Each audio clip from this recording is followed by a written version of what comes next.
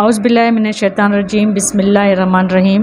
میں ہوں جی زرینہ شہزاد اور آپ دیکھ رہے ہیں میرے یوٹیوب چینل، اور امید کرتی ہوں کہ آپ جہاں کہیں بھی ہوں گے انشاءاللہ خیر سے ہوں گے۔ چلیں تو آج کا جو میں نے ٹاپک چوز کیا ہے وہ ہے سورہ ابو لہب کے بارے میں پیشن گوئی، جو قرآن پاک میں سورہ لہب میں آئی ہے۔ اس کے یہ سورہ لہب میں جو پیشن گوئی کی گئی تھی وہ 15 برس پہلے کی گئی تھی۔ اس کے بعد ابو لہب کے ساتھ کیا واقعہ رونما ہوا اور اس کے ساتھ کیا ہوا جو اس صورت کے مطابق اس صورت سے مطابقت رکھتے ہیں وہ اس کے حالات، تو آج میں اسی کو جو ہے نا آپ کو گوش گزار کرنے لگی ہوں اور بتانے لگی ہوں کہ کیسے جو ہے سورہ ہمارا قرآن پاک کی پیشن گوئی جو ہے وہ سچی ثابت ہوئی۔ تو چلیں جی، وقت ضائع کیے بغیر میں ابھی سٹارٹ لیتی ہوں کہ ابھی جیسے میں سب سے پہلے میں کوشش کرتی ہوں کہ آپ کو سورہ لہب کی جو ہے وہ یہ پڑھ کے بتاؤں کہ تبت یدا ابی لہب و تب ما اغنا عنہ مالہ وما کسب سیصلی نارا ذات لہب۔ اور ایک اور آپ کے سے گزارش کرتی ہوں کہ اگر تھوڑی بہت کمی بیشی ہو جاتی ہے میرے تلفظ میں یا میرے بولنے میں کوئی غلطی ہو جاتی ہے تو پلیز برائے مہربانی مجھے معاف کر دیجیے گا، کیونکہ وہ اتنے چھوٹا وہ لکھا ہوا ہوتا ہے، تو میں اس لیے غور سے پڑھتی ہوں کہ تو کہیں غلطی کی گنجائش نہ ہو۔ تو اس لیے اگر کہیں آپ کو لگے کہ میں یہاں پہ غلط ہوں تو پلیز وہ میری جو ہے وہ لاشعوری میں اور وہ غیر دانستہ اور دانستہ میں سے وہ غلطی نہیں ہوئی ہے، غیر دانستہ ہوئی ہوگی، ٹھیک ہے۔ تو اس کا جو ہے وہ مطلب یہ ہے کہ ابو لہب کے دونوں ہاتھ تباہ ہو جائیں گے۔ اس سورہ کا مطلب ہے، ترجمہ ہے کہ ابو لہب کے دونوں ہاتھ تباہ ہو جائیں گے، اور وہ تباہ ہو گیا، اس کا مال، اس کی اولاد اس کے کچھ کام نہ آئی، وہ مستقبل قریب میں شعلہ والی آگ کا ایندھن بنے گا۔ یہ ہے اس کا ترجمہ۔ تو اب جو ہے اس کا یہ صورت ہمیں جو ہے وہ جو نے پیشن گوئی کی تھی، تو اس کے ساتھ پھر ابو لہب کے ساتھ کیا ہوا۔ اب سب سے پہلے میں آپ کو بتاتی ہوں کہ ابو لہب، ویسے تو آپ لوگوں کو سب پتہ ہے، میں آپ کو پہلے ہی کہتی ہوں کہ سب جانتے ہوں گے کہ سارا ابو لہب یا حضرت صلی اللہ علیہ وسلم کے متعلق جو بھی چیزیں، جو بھی باتیں یا جو رشتے ہیں سب جانتے ہیں، اس سے مجھے کوئی انکار نہیں، لیکن میں اپنی ویڈیو میں اس لیے آپ کو بات جو ہے نا وہ ذہن مطلب کہ فریش کرنے کے لیے جو ہے وہ میں چیزیں دوبارہ بولتی ہوں، تو اس کا ہرگز مطلب یہ مت سمجھیے گا کہ آپ لوگوں کو پتہ نہیں ہوگا۔ تو اب یہ ہے کہ میں یہ بتانا چاہ رہی ہوں کہ ابو لہب جو ہے وہ نبی صلی اللہ علیہ وآلہ وسلم کے دادا عبد المطلب کا بیٹا تھا، ٹھیک ہے۔ تو جب حضرت صلی اللہ علیہ وسلم جب وعظ کر رہے تھے، وعظ جو ہے وہ کوہ صفا پہ کر رہے تھے، وہاں پہ یہ جو ہے ابو لہب جو ہے حاضر ہوا، اور اس نے جب سنا کہ حضرت صلی اللہ علیہ وسلم جو ہے وہ یہ فرما رہے تھے کہ اور تلقین کر رہے تھے، اعتقاد دلوا رہے تھے کہ حیات بعد الموت، مطلب کہ جو موت کے بعد بھی زندگی ہے، تو اس پہ اعتماد اور اعتقاد دلا رہے تھے۔ تو ابو لہب جو ہے اور آئندہ اعمال کے جو ہمارے جو اعمال کے نتیجے ہیں اس کے بارے میں خبردار کر رہے تھے کہ آگے اس کے کیا نتائج ہوں گے، تو یہ تلقین فرما رہے تھے۔ تو اتنے میں جو ہے وہ یہ ابو لہب وہاں پہ حاضر ہوا، اور اس نے جو ہے پھر تب اپنے دونوں ہاتھوں سے نبی صلی اللہ علیہ وسلم کی طرف اشارہ کرتے ہوئے کہا کہ مطلب کہ ایک سورہ ہے اس کی جو ہے وہ میں آپ کو ترجمہ بتاتی ہوں کہ تجھے دن بھر کی تباہی رہے، تو نے ہم کو انہی باتوں کے سنانے کے لیے بلایا تھا۔ تو یہ جو ہے اس نے اس طرح یہ جو ہے بولا تھا، تو پھر اس کے نتیجے میں سورہ لہب جو ہے اس میں یہ پیشن گوئی کی، تو اس نے یہ جو ہے بد دعا یا جو بھی مطلب کہ حضور صلی اللہ علیہ وسلم کے بارے میں گستاخی کی تھی، تو پھر اس کے بعد جو ہے یہ گستاخی کرے گا اور اس کے بعد جو ہے یہ اس کا کیا انجام ہوگا. تو پھر اس میں یہ سورہ لہب میں جو آیا تھا واقعہ جو بیان کیا گیا، تو اس کے بعد میں آگے آپ کو بتاتی ہوں کہ پھر اس کے ساتھ کیا ہوا تھا.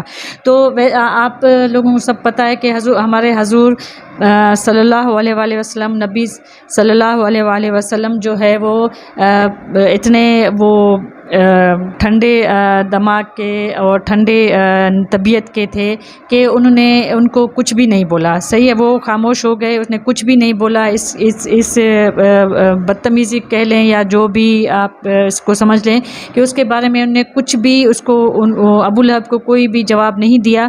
تو لیکن ہمارے رب جو ہے اس کی غیرت الہیہ جو ہے وہ جوش میں آئی. پھر ان نے اپنے حبیب کے خلاف کیسے یہ جو ہے وہ الفاظ برداشت کرنے تھے. تو پھر لہٰذا اسی جواب میں خود اسی کے الفاظ اس پر لوٹا دیے گئے. ٹھیک ہے، تو اس کے اب جو انہیں الفاظ جو ہے وہ جو بولے تھے، تو جواب جو ہے خود اسی کے الفاظ میں اس کو لوٹا دیے گئے. اور اس کے حسرتناک انجام کا اعلان بھی بطور پیشن گوئی فرما دیا گیا. اور پیشن گوئی جو ہے وہ لکھا گیا ہے کہ 3 جو ہے اس کے امور پہ مشتمل تھی، 3 جو ہے اس کے پارٹ تھے. اس میں ایک تو جو ہے اسلام اور حضور صلی اللہ علیہ وآلہ وسلم کے خلاف اس کی جملہ تدابیر تباہ ہوں گی، اور دوسرا اس کی اولاد اور اس کا مال اسے کچھ نفع نہ دے گا، اور وہ خود تیسرا یہ کہ وہ خود آگ کا ایندھن بنے گا. اب اس کے ساتھ ہوا کیا؟ اب یہ ہوا کہ ابو لہب کے 4 بیٹے تھے. ٹھیک ہے، 2 تو جو ہے وہ حالت کفار میں جو ہے وہ باپ کے سامنے جو ہے وہ مر گئے، ایکسپائر ہو گئے. ٹھیک ہے، جس کا ان کو ابو لہب کو کوئی فائدہ نہ ہوا.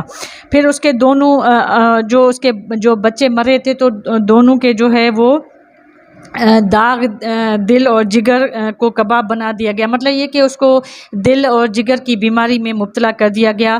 تو اس کا جو جگر وہ بالکل ہی سڑ گل گیا تھا، اس کا دل سڑ گل گیا تھا. ایسے کباب کا مطلب اس میں ہم یہی لے سکتے ہیں کہ اس کو جگر اور دل کی بیماری لگی، اور وہ دونوں جو ہے وہ حالت کفر میں جو ہے وہ انتقال کر گئے، وہ ایکسپائر ہو گئے. ٹھیک ہے، اب اس کے 2 بیٹے باقی جو بچے اور ایک بیٹی جو ہے انہوں نے اسلام کا شرف حاصل کیا، مشرف اسلام ہوئے، پھر اور باپ کی امیدوں کے خلاف نکلے.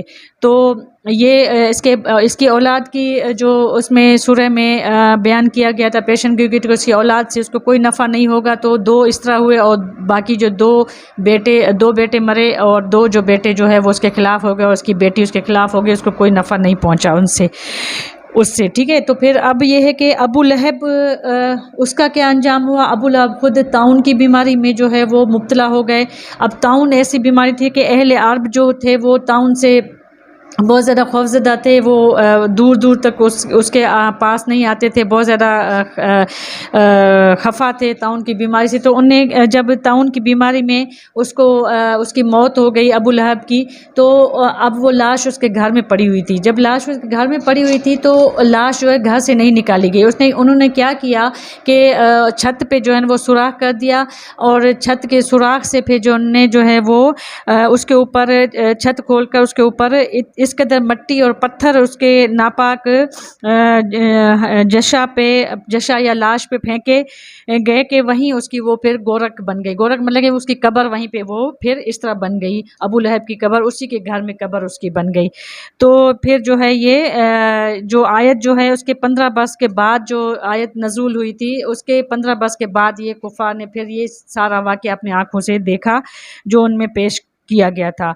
پھر اس کے بعد جو ہے نا ایک پیشن گوئی اس کی وائف کے مطلب کہ اس کی بیوی کے لیے کی گئی تھی. اس میں تھا وَمْرَهُ حَمَالَةَ الْحَطَبِ فِي جِيدِهَا حَبْلٌ مِّن مَّسَدٍ. تو اس میں پیشن گوئی یہ کی گئی تھی کہ اس کی عورت بھی ذلیل موت مرے گی. اب اس کی عورت کیا کرتی تھی کہ وہ جو ہے جنگل سے لکڑیاں جو ہے وہ اٹھانے والی، اور اچھا اس سے پہلے میں اس آیت کا جو ہے وہ ترجمہ آپ کو بتا دوں کہ اس میں یہ تھا جو آیت میں نے پڑھی وَامْرَأَتُهُ حَمَالَةَ الْحَطَبِ فِي جِيدِهَا حَبْلٌ مِّن مَّسَدٍ. تو اس کا ترجمہ یہ ہے کہ اس اس کی عورت جو لکڑیاں اٹھانے والی ہے ہلاک ہوگی اور اس کی گردن میں مونج کی رسی ہوگی. ٹھیک ہے، یہ سورہ لہب میں اس کا ترجمہ ہے. تو اب اس کے ساتھ اس کی عورت کے ساتھ کیا ہوا؟ اب اس کی عورت جو ہے وہ نبی کریم صلی اللہ علیہ وآلہ وسلم سے شدید عداوت مطلب کہ بغض رکھتی تھی. ٹھیک ہے، تو پھر وہ جب خود جنگل میں جاتی تھی تو وہاں سے لکڑیاں جب جمع کرتی تھی تو وہاں سے کانٹے بھی وہ جو ہے پھر وہ جمع کرتی تھی. پھر رات کو جو ہے وہ حضور صلی اللہ علیہ وآلہ وسلم کے راستے میں اس طرح بچھا دیتی تھی. ٹھیک ہے، پھر یہ ہوا کہ اب اس کی موت کیسے جو ہے وہ ہوئی، واقع ہوئی کہ یہ ہے کہ وہ جب لکڑیاں جو ہے وہ کاٹ کے جنگل سے لکڑیاں کاٹ کے اس کا گٹھا جو ہے سر پہ اٹھا کے آ رہی تھی اور کانٹے وانٹے جو اس نے جمع کیے تھے وہ جب آ رہی تھی تو راستے میں وہ بہت زیادہ تھک گئی. جب تھک گئی تو اس نے ٹیک لگائی، ایک جگہ پہ ٹیک لگائی کسی پتھر کے ساتھ. اس پتھر کے ساتھ ہی اوپر جو ہے اس نے وہ لکڑیوں کا گٹھا جو اس نے باندھا ہوا تھا وہ اس اپنے اوپر یوں رکھا اور ادھر جو ہے وہ سستانے لگی اور ادھر اس کو نیند آ گئی. جب آرام کر لیا اس نے، جب اٹھنے لگی، جب جانے کا اس کو خیال آیا تو پھر جو ہے چلنے کا ارادہ کیا اس نے. تو پھر کیا کیا تھا اس نے، جیسے اٹھی ہے جیسے وہ اٹھی ہے تو کیا ہوا کہ جو لکڑی کا گٹھا جو تھا وہ اس کے پیٹھ پہ پیچھے چلا گیا اور رسی جو ہے اس کے آگے گردن میں آ گئی. جب گردن میں آگے رسی تو ظاہر بات ہے اس کا اٹھی ہے جیسے وہ پیچھے گٹھا جب لکڑیوں کا وہ آیا ہے پیچھے، جب اس کے وزن سے جو ہے اس کی گردن جو ہے وہ گردن جو ہے وہ اس میں جو ہے وہ زور سے اس کا پھندا بن گیا، وہ پھانسی کا پھندا اس کی گردن میں اس طرح وہ پھانسی کا پھندا بن گیا. تو اس طرح پھر اس کی یہ بدترین موت جو ہے وہ اس کی اطلاع جو ہے کلام الہی میں پہلے ہی دے دی گئی تھی کہ اس طرح اس کی موت جو ہے وہ ہوگی، واقع ہوگی. تو یہ آج ہم نے سورہ لہب کی جو ہے میں نے آپ کو ترجمہ اور اس کی جو ہے وہ پیشن گوئی جو ہوئی وہ سورہ لہب میں جو پیشن گوئی کی گئی تھی 15 برس پہلے کی گئی تھی حضرت ابو لہب کے بارے میں. تو پھر اس طرح جو ہے وہ اس کے ساتھ جو ہے یہ پیشن گوئی جو ہے وہ سچ ثابت ہوئی. اس طرح بہت ساری پیشن گوئیاں جو ہمارے قرآن پاک میں کی گئی ہیں تو وہ سچ ثابت ہوتی ہیں. اور ہمارا عقیدہ ہے، ہمیں اندھا یقین ہے اپنے قرآن کلام پاک پہ کہ جو بھی ہے وہ سچی ہے.